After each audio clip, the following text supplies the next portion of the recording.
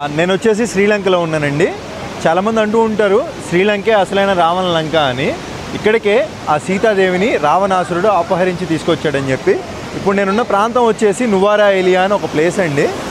ఈ ప్లేస్కే సీతాదేవిని రావణాసురుడు అపహరించి తీసుకొచ్చి బంధించాడంట. దీన్ని అశోక వాటిక అని కూడా పిలుస్తారని ఇక్కడ వాళ్ళైతే నమ్ముతున్నారు. అప్పుడు సీతాదేవి కోసం రాముడిని ఆంజనేయ స్వామి పంపించాడు కదండి.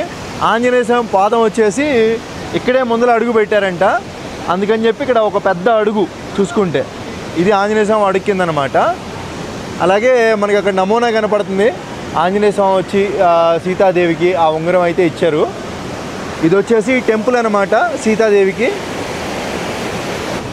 ఈ టెంపుల్ని సీతా అమ్మన్ ఆలయం అంటున్నారు. అంటే సీతాదేవిని వాళ్ళు అమ్మతో సమానంగా చూస్తా పేరైతే పెట్టారు.